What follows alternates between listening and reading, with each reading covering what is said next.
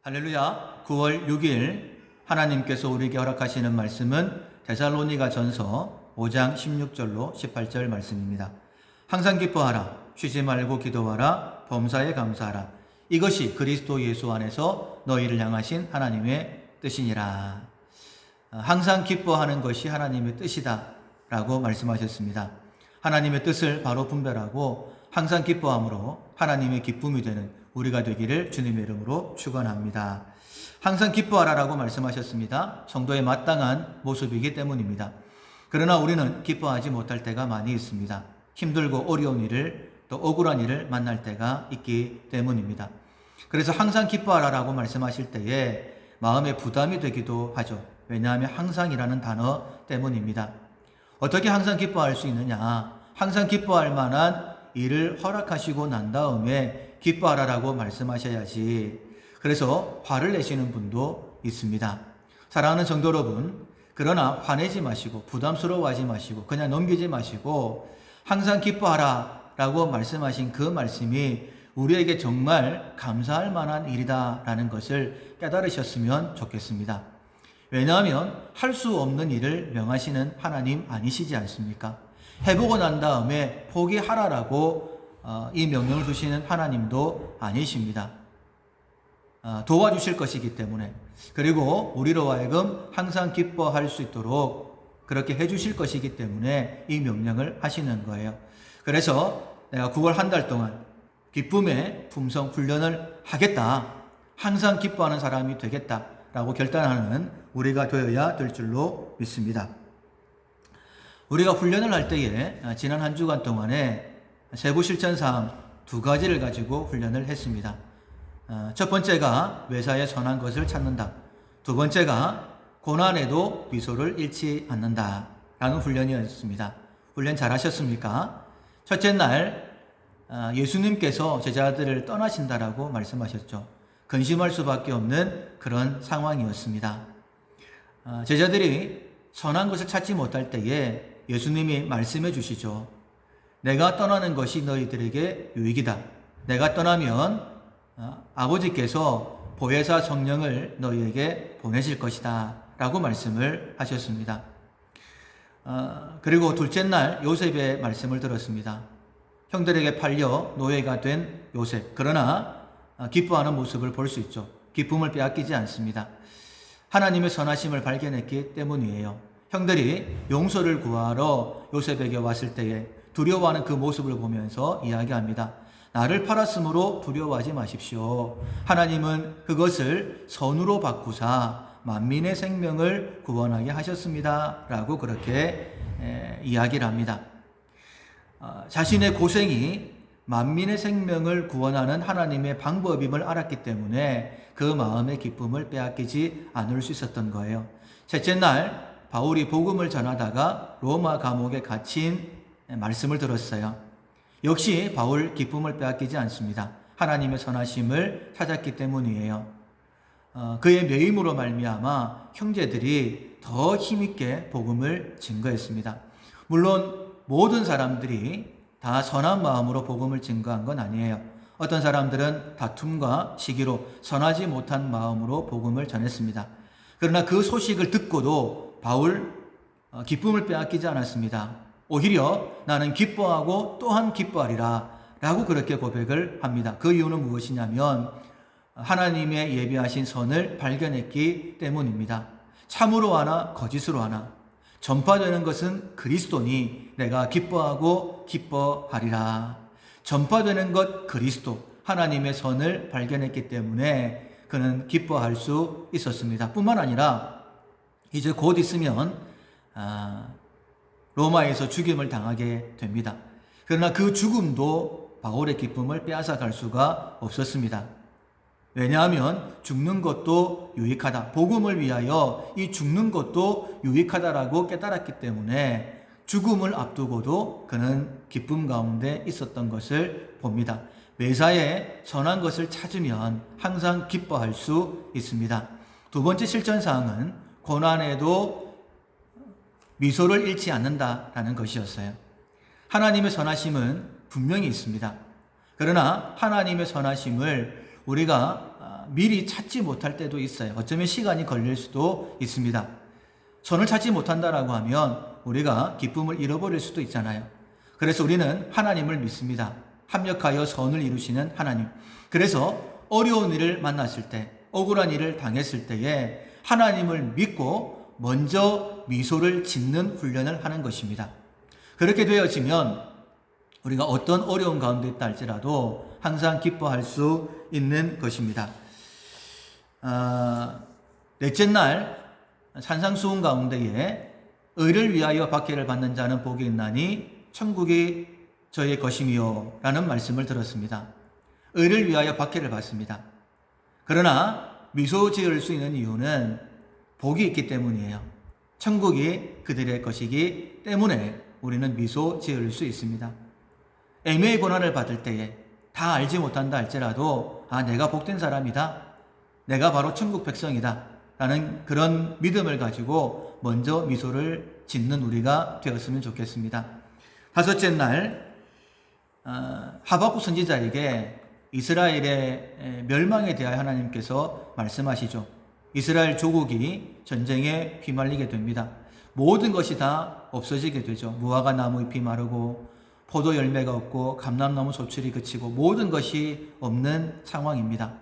그러나 이런 상황 가운데도 하박국 미소를 잃지 않죠. 기뻐한다라고 고백하고 있습니다. 왜냐하면 하나님에 대한 기대가 있었어요. 어떻게 하나님이 그를 세우실지는 몰랐지만 나의 발을 사슴과 같게 되게 하실 것이다. 나로 높은 곳에 다니게 하실 것이다. 라는 믿음의 고백으로 미소 짓는 그의 모습을 볼 수 있습니다. 이런 훈련을 통하여서 우리는 항상 기뻐할 수 있는데 왜 우리에게 기뻐하라라고 그렇게 말씀하셨을까요? 첫 번째는 우리 자신을 위해서입니다. 우리가 기뻐하면 먼저는 우리의 마음이 즐겁잖아요. 그리고 우리의 몸도 건강하게 됩니다. 우리가 건강해지면 우리의 가정이 건강해지고 내가 속한 모든 공동체가 건강해집니다. 그래서 우리 자신을 위해서 기뻐하라 라고 말씀하시는 거예요. 두 번째로는 하나님의 기쁨 때문입니다. 우리가 기뻐하는 그 모습을 하나님께서 기뻐 보시기 때문이에요. 우리의 자녀가 기쁘게 생활하는 거 보면 우리의 마음이 즐겁잖아요. 그것처럼 하나님께서 우리를 하나님의 형상으로 지으실 때에 우리를 기쁨의 존재로 지어주셨습니다. 그런데 안타깝게도 사단의 꾀임에 빠져서 죄를 짓고 이 기쁨을 빼앗겨 버렸어요. 하나님께서 이 기쁨을 회복시키시려고 인간의 몸을 입고 이 땅에 오셨고 십자가에 달려 돌아가시고 그 십자가 위에서 다 이루었다라고 말씀하시는 것입니다. 사랑하는 성도 여러분, 내가 기뻐하는 것이 하나님의 기쁨이다 라는 사실을 꼭 기억하십시오. 그리고 세 번째로 기뻐하라고 말씀하시는 이유는 복음 증거를 위해서입니다. 우리는 하나님 나라 확장을 위하여 먼저 부름받은 사람이에요. 이 시대가 많이 완악해졌기 때문에 예수 구원을 외치더라도 사람들이 잘 듣지 않습니다. 그러나 우리가 항상 기뻐하는 삶을 살게 되면 어려움에도 기뻐하고 억울할 때도 기뻐하면 그들이 충격받는 거예요. 저들은 왜 기뻐하는 삶을 살게 될까? 베드로전서 3장 15절에 보면 너희 마음속에 그리스도를 주로 삼아 거룩하게 하고 너희 속에 있는 소망에 관한 이유를 묻는 자에게 대답할 것을 항상 준비하라 라고 말씀하셨죠. 우리가 우리에게 있는 소망에 관한 이유를 묻는 자에게 대답할 것을 준비해야 되는데요. 또한 우리에게 당신은 어떻게 그렇게 기뻐할 수 있습니까? 라고 질문을 받는 우리의 삶이 되어야 되는 거예요. 그리고 그 질문에 대답할 수 있는 그 대답을 미리 준비해라 라고 말씀하시죠. 오늘 본문 말씀이 그 답을 주고 계십니다. 오늘 말씀을 통하여서 항상 기뻐할 수 있는 삶을 사시고 누가 당신은 왜 그렇게 기뻐할 수 있습니까? 라고 물어볼 때에 정확하게 답을 말씀해 주실 수 있는 우리가 되었으면 좋겠습니다. 우리는 보통 좋은 일이 있어야지만이 기뻐한다라고 생각을 하죠. 누군가가 즐거워하고 있으면 속으로 로또에 당첨됐나? 이런 생각을 합니다. 그러니까 자연스럽게 좋은 일이 있으면 기뻐한다라고 생각하는 거예요. 그러나 사실 여러분 좋은 일이 있어야지만이 기뻐할 수 있는 것은 아니지 않습니까? 대부분의 사람들은 돈을 많이 벌면, 그래서 나이가 많을수록 돈에 더 집착을 하죠. 돈만한 효자가 없다라고 이야기를 합니다. 정말 그렇습니까? 돈이 있으면 행복하고, 돈이 있으면 기쁘고, 돈이 있으면 모든 것이 다 해결됩니까? 우리는 알고 있어요. 아니라는 것을. 그런데 왜 이 가짜의 이 모조품에 우리는 그렇게 목숨을 걸고 살아가는 것일까요? 왜냐하면 정답을 모르기 때문입니다. 우리가 사막에서 갈증에 죽음 직전에 있는데 황금이 가득한 주머니와 그리고 물이 가득 들어있는 가죽 부대와 두 개가 놓여 있으면 뭘 선택하시겠어요? 당연히 물을 선택하겠죠. 물론 황금 좋습니다. 돈도 좋고 명예, 권력도 좋습니다. 그러나 이것은 진짜 우리의 생명, 우리의 기쁨, 우리의 행복을 위한 조건은 아니라는 거예요. 그런데 왜 이렇게 우리가 돈에, 명예에, 그리고 권력에 집착하는 것일까? 정답을 알지 못하기 때문입니다. 정답을 모르기 때문에 거기에 집착하는 것이고, 정답을 알려줘도 그걸 정답이라고 생각하지 않기 때문입니다. 사랑하는 성도 여러분, 그렇다면 어떻게 해야지만이 우리가 정말 기뻐하는 사람이 될 수 있을까? 데살로니가 전서를 기록했던 바울이 또 한 번 항상 기뻐하라라고 명령한 서신서가 있습니다. 빌립보서 4장 4절 말씀인데, 항상 주 안에서 항상 기뻐하라. 내가 다시 말하노니 기뻐하라. 항상 기뻐하라라고 말씀하시는데 그 앞에 보면 주 안에서라는 단서가 붙어 있습니다. 그러니까 돈이 많아 기쁜 것이 아니라, 권력을 쥐어서 기쁜 것이 아니라, 내가 명예로워서 칭찬받아서 기쁜 것이 아니라 주 안에서 항상 기뻐할 수 있다라고 말씀하시는 거예요. 이게 정답입니다. 항상 기뻐할 수 있는 답은 바로 주 안에서, 하나님 안에 있을 때입니다. 하나님 안에 있으면 예수님이 나를 떠나셔도 행복할 수 있는 거예요. 그리고 무화과 나무 잎이 말라도, 애매의 고난을 당해도, 박해를 받아도, 전쟁이 일어난다 할지라도 항상 기뻐할 수 있습니다. 여러분, 이런 믿음이 있으셔야 돼요. 기쁨, 상황과 상관없다. 이렇게 고백하셔야 됩니다. 기쁨, 상황과 상관없다. 특별히 어려운 일을 만나셨을 때에, 억울한 일을 만나셨을 때에 이렇게 고백하셔야 됩니다. 내게 있는 이 기쁨은 상황과 상관없다. 내가 아무리 어려운 일을 만난다 할지라도 이 상황과 나의 기쁨 상관없다. 내가 아무리 억울한 일을 만나서 내 마음이 안정이 되지 않는다 할지라도 이것과 내 기쁨과는 상관이 없다 라고 그렇게 고백하실 수 있어야 됩니다. 여러분, 욥이 심각한 어려움에 빠지지 않았습니까? 한순간 모든 재산 다 잃어버렸습니다. 한순간 모든 자녀가 다 죽었습니다. 그 몸에도 심각하게 머리끝부터 발끝까지 욕창에 걸려서 건강을 잃어버리지 않습니까? 그러나 그렇다고 해서 그가 하나님 밖으로 쫓겨난 사람입니까? 아니잖아요. 여전히 그는 하나님 안에 있는 사람이었습니다. 우리는 그렇게 고백을 해요. 그래도 욥은 하나님의 사랑 안에 있는 사람이다. 그런데 왜 우리는 돈이 없으면, 그리고 건강을 잃어버리면 하나님이 나를 사랑하시지 않나? 내가 하나님 밖에 있나? 여러분, 그런 생각을 하기 때문에, 주 밖에 있다라고 생각하기 때문에 기뻐하지 못하는 것입니다. 여러분, 쏘으면 안 되는 거예요.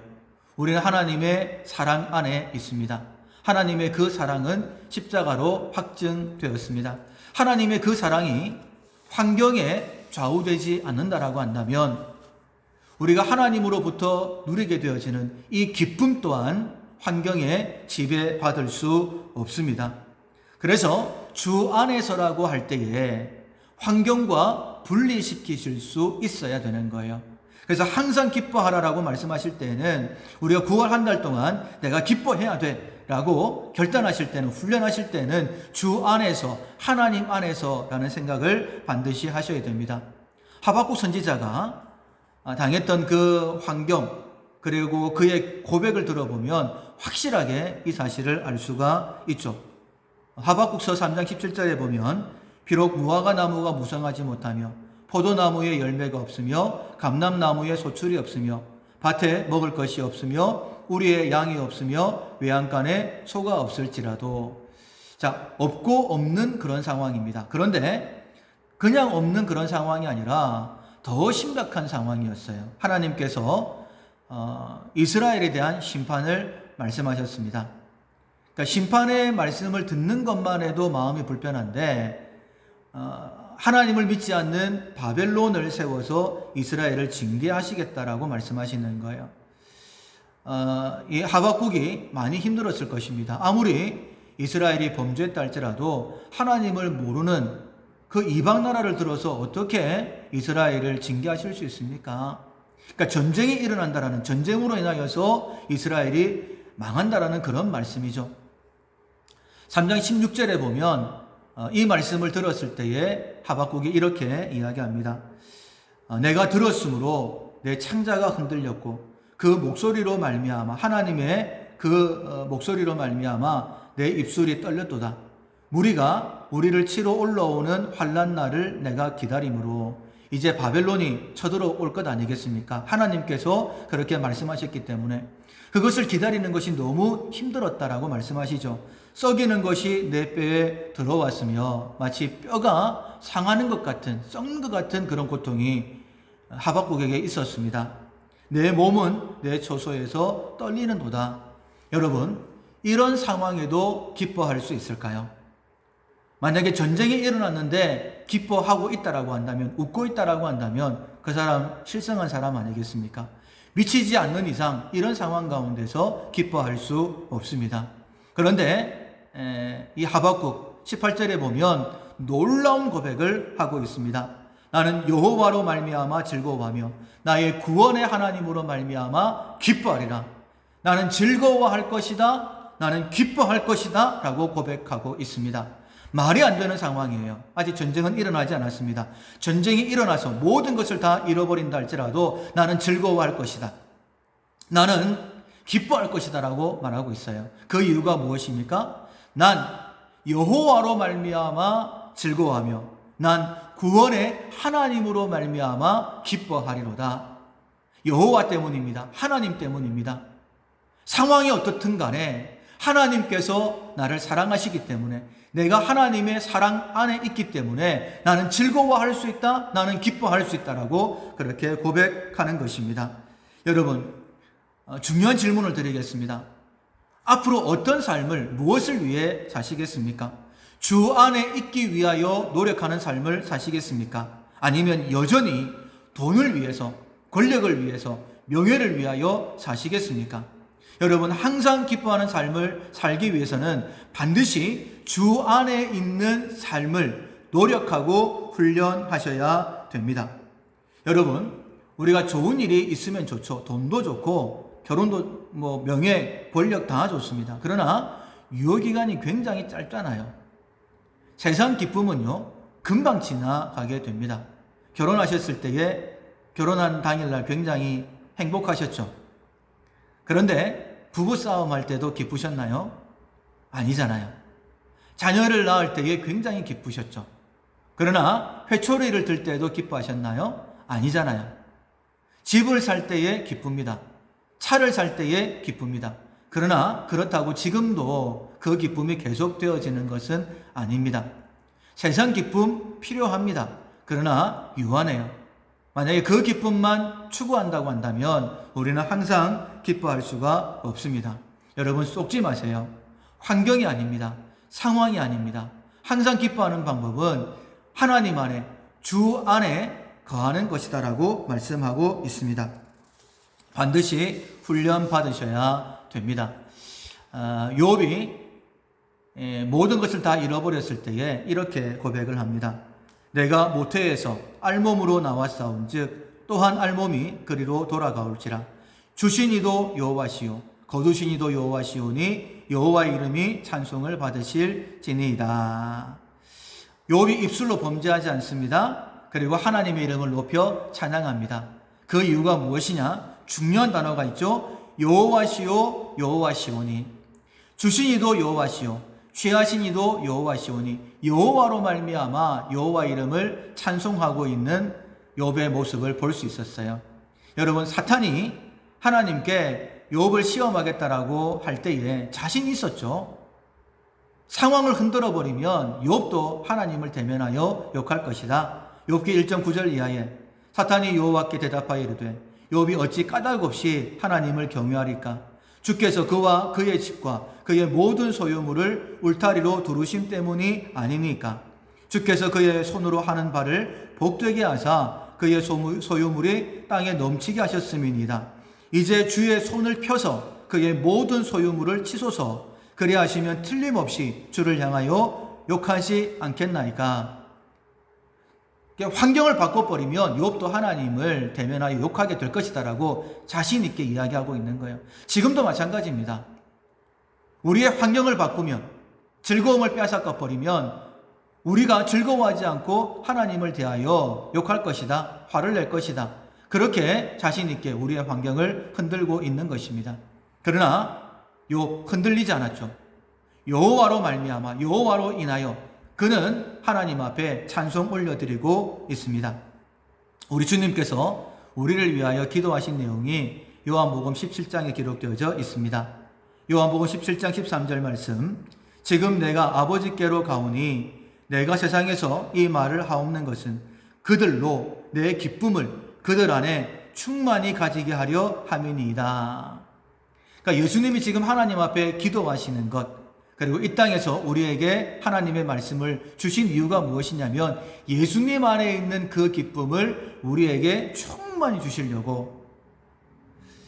예수님 안에 기쁨이 충만해요. 마치 잔 안에 물이 채워져 있는, 가득 채워져 있으면 조금만 흘러도 넘치지 않습니까?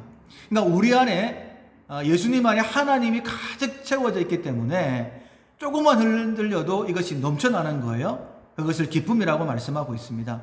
역시 마찬가지입니다. 우리가 하나님 안에 있으면, 우리가 우리 안에 예수님이 가득 차 계시면 그것이 흘러 넘치는데 그것을 기쁨이다라고 말씀하고 있는 거예요. 사랑하는 성도 여러분, 가짜에 속으시면 안 됩니다. 가짜 좋은 것 아니잖아요. 누가 아주 큼직한 다이아몬드나 아니면 귀걸이를 차고 진주를 차고 다니면 저 가짜네 금방 알고 그렇게 부러워하지 않는 것처럼 권력, 명예, 부, 여러분 그렇게 우리가 좋아할 것이 아닙니다. 정말 우리가 추구해야 되는 것은 바로 여호와로 인하여 기뻐하는 기쁨이다라고 말씀하고 있는 거예요. 말씀을 맺겠습니다. 항상 기뻐라라고 말씀하시죠? 명령하시죠? 굉장히 감사한 명령입니다. 왜냐하면 하나님이 도와주실 것이기 때문에, 우리로 하여금 항상 기뻐하는 삶을 살게 하실 것이기 때문에, 그래서 훈련하셔야 되는 거예요. 첫 번째, 매사에 선한 것을 찾는다. 두 번째, 고난에도 미소를 잃지 않는다. 그리고 세 번째, 네 번째, 이번 주 우리가 훈련해야 될 내용인데, 낙담하지 않는다, 위를 본다. 하나님께서 느헤미야에게 말씀하십니다. 느헤미야 8장 9절 10절 말씀에 이 날은 우리 주의 성일이니 근심하지 말라. 여호와로 인하여 기뻐하는 것이 너희의 힘이니라. 기뻐하라, 즐거워하라, 근심하지 말라 라고 말씀하십니다. 그리고 여호와를 기뻐하는 것이 우리의 힘이다라고 말씀하시는 거예요. 사랑하는 성도 여러분, 하나님께서 기뻐하라라고 말씀하십니다. 훈련을 통하여 기쁨의 사람이 될 수 있기를 주님의 이름으로 축원합니다. 아멘.